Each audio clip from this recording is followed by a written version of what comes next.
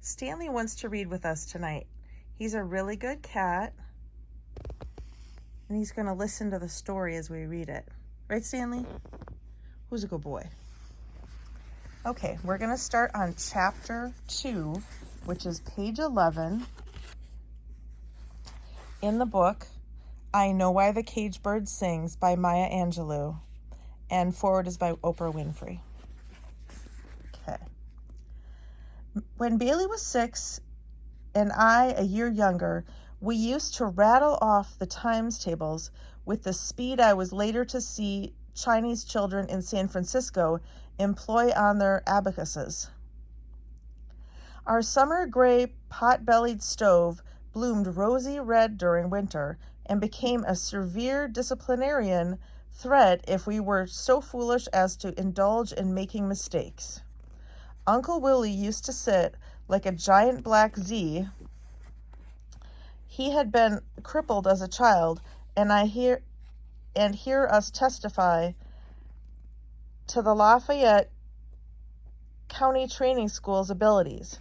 His face pulled down on the left side as if a pulley had been attached to his lower teeth, and his left hand was only a mite bigger than Bailey's. But on the second mistake, or on the third hesitation, his big overgrown right hand would catch one of us behind the collar, and in the same moment would thrust the culprit toward the dull red heater, which throbbed like a devil's toothache. We were never burned, although once I might have been when I was so terrified I tried to jump onto the stove to remove the possibility of its remaining a threat. Like most children, I thought if I could face the worst danger voluntarily and triumph, I would forever have power over it. But in my case of sacrificial effort, I was thwarted. Uncle Willie held tight to my dress, and I only got close enough to smell the clean, dry scent of the hot iron. We learned the times tables without understanding their grand principle, simply because we had the capacity and no alternative.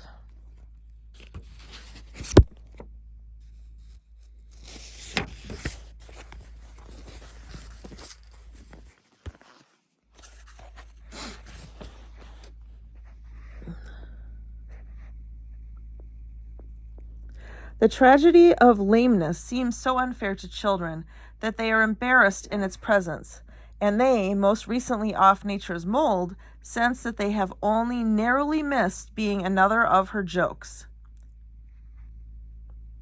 In relief at the narrow escape, they vent their emotions in impatience and criticism of the unlucky cripple. Mama related times without end, and without any show of emotion, how Uncle Willie had been dropped when he was 3 years old by a woman who was minding him.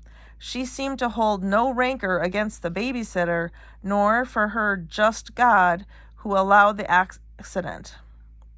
She felt it necessary to explain over and over again to those who knew the story by heart that he wasn't born that way. In our society, where two-legged, two-armed, strong black men were able at best to eke out only the necessities in life, Uncle Willie, with his starched shirts, shined shoes, and shelves full of food, was the whipping boy and butt of jokes of the underemployed and underpaid. Fate not only disabled him, but laid a double-tiered barrier in his path. He was also proud and sensitive. Therefore, he could pretend that he wasn't crippled, nor could he deceive himself that people were not repelled by his defect. Only once in all the years of trying not to watch him, I saw him pretend to himself and others that he wasn't lame. Coming home from school one day, I saw a dark car in our front yard. I rushed in to find a strange man and woman. Uncle Willie said later they were school teachers from Little Rock, drinking Dr. Pepper in the cool of the store. I sensed a wrongness around me, like an alarm clock that had gone off without being set. I knew it couldn't be the strangers. Not frequently but often enough, travelers pulled off the main road to buy tobacco or soft drinks in the only Negro store in Stamps. When I looked at Uncle Willie, I knew what was pulling my mind's coattails. He was standing erect behind the counter, not leaning forward or resting on the small shelf that had been built for him. Erect. His eyes seemed to hold me with a mixture of threats and appeal. I dutifully greeted the strangers and roamed my eyes around for his walking stick. It was nowhere to be seen. He said, my niece, she's, just come from school. Then, to the couple, you know how, children are, these days. They play all the day at school, and can't wait to get home and play some more. The people smiled very friendly. He added, go on out and play, sister. The lady laughed in a soft Arkansas voice and said, well, you know, Mr. Johnson, they say you're only a child once. Have you children of your own?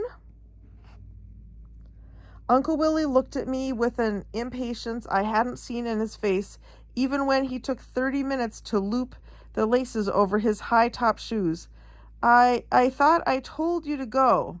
Go outside and play. Before I left, I saw him lean back on the shelves of Garrett Snuff, Prince Albert, and Sparkplug chewing tobacco. No, ma'am, no children, and no wife. He tried to laugh, and I have an old mother and my brother's two children to look after. I didn't mind his using us to make himself look good. In fact, I would have pretended to be his daughter if he wanted me to. Not only did I not feel any loyalty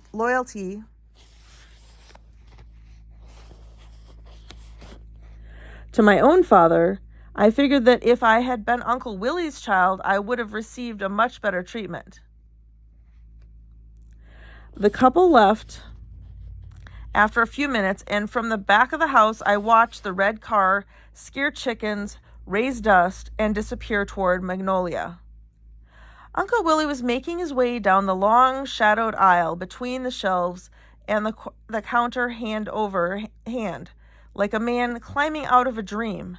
I stayed quiet and watched him lurch from one side, bumping to the other, until he reached the coal oil tank. He put his hand behind the dark recess and took his cane in the strong fist and shifted his weight on the wooden support. He thought he had pulled it off.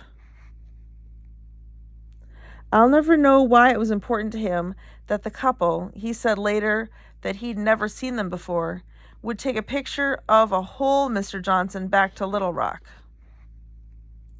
He must have tired of being crippled, as prisoners tired of penitentiary bars, and the guilty tire of blame.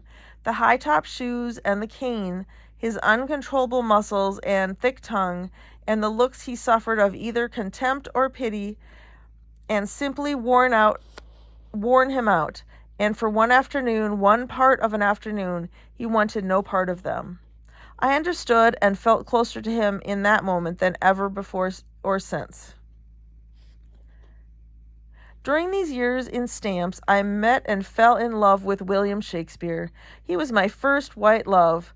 Although I enjoyed and respected Kipling, Poe, Butler, Thackeray, and Henley, I saved my young and loyal passion for Paul Laurence Dunbar, Langston Hughes, James Weldon Johnson, and W.E.B. Du Bois, Litany at Atlanta. But it was Shakespeare who said, when in disgrace with fortune and men's eyes, it was a state with which I felt myself most familiar. I pacified myself about his whiteness by saying that, after all, he had been dead so long it couldn't matter to anyone anymore. Bailey and I decided to memorize a scene from The Merchant of Venice,